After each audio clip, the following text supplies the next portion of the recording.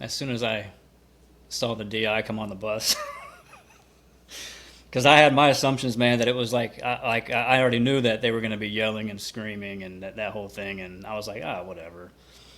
But nothing. I don't think anything really prepares you for I think for the shock of just how loud they can be. Like you've heard everybody in your life before then yell and scream and all that, but they had that menacing. You almost felt it inside your chest, kind of bellowing scream. You know, it was like, oh damn, okay, yeah, this is something different. It's something else than what I thought. You know, I didn't expect to actually feel the damn screaming. But yeah, man, that's when it became real for me. Honestly, whenever I first heard the DIs welcoming us off of the bus. I mean, I think everybody, you've got to remember that. We all remember the yellow footprints. We all remember the two hatches. Yep, You yep, go through them once, only once. yep. But even before that, so I thought I was a smart guy, and they gave us like these, I don't know, like fucking cashier's checks or some shit that Yeah. when we left MEPS so we could get food, and we were leaving St. Louis, and I was flying with two female recruits, and I was like, hey, let's not spend all the money here. Let's because that way when we get to Charleston, South Carolina, we can get something to eat before everything begins. And we wore those stickers that said like USMC with the barcode on it. And I remember getting off the airplane, like coming out the jetway, and there was a dude, and I'm like, I didn't know that they were supposed to be there, and it was a dude in a Smoky Bear. He goes, "Get the Yeah. fuck over there!" And I mean, I was like, "Damn, dude, I got like $20. I was gonna buy like food with. Yeah. Um, that's gone." And yeah, like, dude, that got me, man. I had no idea that it started in the fucking airport. Like before we even got to Paris Island. Yeah. That dude, that's also something I found very interesting, man, is that some people were greeted getting off of a bus, getting off of a van, and getting off of an airplane. Like you had different ways of being greeted. So I actually got a question for you, man. Did you have to get another kind of greeting with the yellow footprints? Yeah. Yeah. And and this kind of goes into some of those things. I don't want to get too far off track here, but we both watched the show Boots. I Yeah. remember the DI at the airport, they put us on the bus. And dude, that bus driver, he was a civilian, but like he was some Yeah. kind of a DI something too, man. Cause like you didn't talk on that fucking bus. Yeah. I remember them saying, like, I think it was like a 45-minute ride or something, but whatever they told us, close your head or close your head, close your eyes Somehow you'll do it.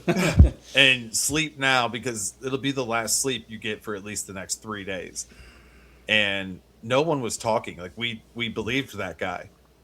We had no reason to doubt him, especially after what we just experienced in the airport. Yeah. So, we got the last little bit of sleep that we were going to get for the next 3 days.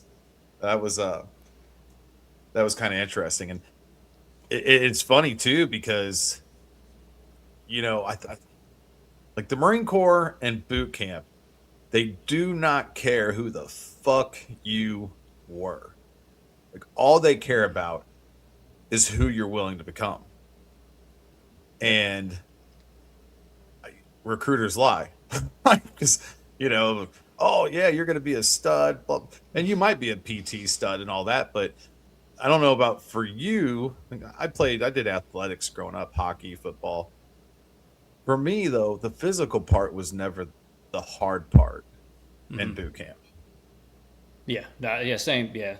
Same. Yeah. Same way. I was always into. And I didn't play any like organized sports, but I was always into sports. Like getting together with all the neighborhood kids and all that, like every single day, every summer, winter, blah blah blah. I mean, it was nonstop. But the gym as well. I'd been in the gym and all that stuff, and it's I like staying in shape. And I was like, well, this should help me out a little bit, but Yeah. it's a different kind of it is a different kind of physical strain and stress that they put you under, because the old saying is fatigue makes cowards of us all, right? So I mean, it's all very much mental, and that plays into how you feel physically. Believe it or not, it's if you're sitting there saying, "Oh man, I'm dying. I don't know if I can go another mile or whatever," then you're probably going to be shitting the bed on that last mile or whatever. But yeah, that's something that I don't think a lot of people realize, who've never experienced it themselves, is that you could be in the best shape, you could be the best in physical shape, you could be the best in your entire platoon company, it doesn't matter, but the second that there's a damn wrench, a monkey wrench thrown in that brain housing group of yours, saying that oh man, no problem, I got this because I'm a PT stud, and as soon as that happens, man, it throws you off, and next thing you know, you're sitting there, you're gasping for air, and you're like, damn, what happened? you know, that's happened to me. It's happened to me a couple times. I'm like, oh shit, man, I'm really hurting right now. You can't say it, but you know, plenty of times And where it goes through your head, suffer in silence. and they'll find a way. Like they will break you. It doesn't matter how strong you are. And it has to happen yeah, because we need to know what we're capable of when we're fucking broken. yeah, yeah. And even then, as we talk about Paris Island and MCRD, the whole We Make Marines, and as we're getting ready for this episode, I got to thinking about, Marines aren't really even made in boot camp. You earn the title, like Mm. technically, yeah, you are a Marine, but you really, once you get to the fleet, because even School of Infantry, just or whatever the refs go through, I Yeah, yeah, whatever whatever the personnel other than grunts go through at MCT, and then their schools. Um, Even then, you're not a Marine. You are. I don't want to take away from anybody that get hate fucked over here on for saying the wrong thing, but I think that people who are like they get where I'm coming from. That once you get out into the real world, the day to day, living the life, doing things, taking care of yourself, not being yelled at to put your left sock on. Let's take your left sock yeah, off. Put your left yeah, sock on. Like yeah, that's not being a Marine. That's just instant willingness and obedience to orders yeah, and being able to function and operate in a high stress environment. Where's that high stress environment?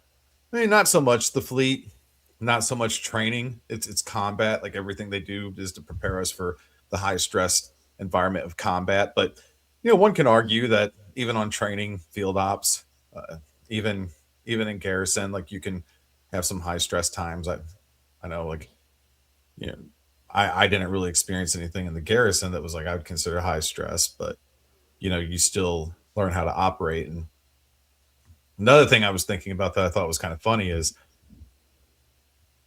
boot camp gives you a super high inflated sense of self. Like once you become a mm. Marine, like Oh dude, yeah, just because you start calling walls bulkheads doesn't mean you're fucking chesty puller. right. You know, Yeah, yeah, like you go home on boot leave talking to your mom or something. You're like, yeah, I'm gonna go shut the daggone hatch. Fucking yeah, yeah. strut over there like John Basilone or something.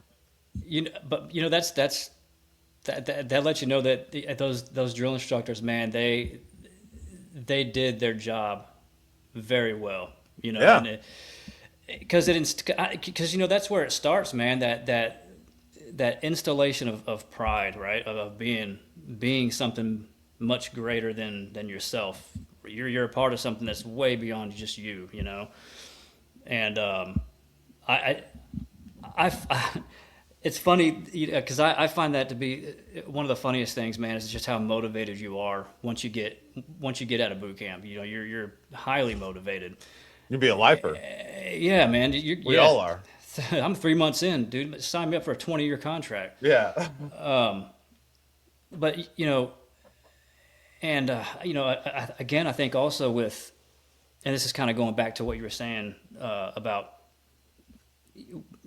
how things can be, stressful, high stress. I think that's more like it's like once you break out of that student status, you've gone through boot camp, you've gone through your school, your infantry school.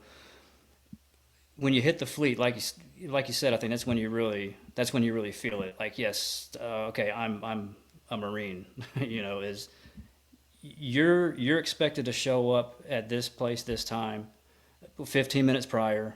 You better be ready, Yeah. and I'm not going to babysit your ass. You squad leader, team leader is going to tell you what you got to do. You're going to be taken off to the field tomorrow. You better have your fucking gear off. The shit that you had laid out, you did that on your own with your roommate. Put the shit on your racks. That shit better be in your fucking pack when we head to the field tomorrow. And y'all motherfuckers better be in formation, packs lined up, everything ready to go. Hit the armory. We're taking off, and we're not going to be there to hold your hand during after work hours. Yeah. You guys are secure for Libo, but you know what you got to do. It's not just get shit face hammered. You can get drunk while you're putting your shit together. Just get it done. Yeah. That's the thing. Go and have a great fucking time, but you better fucking do your job.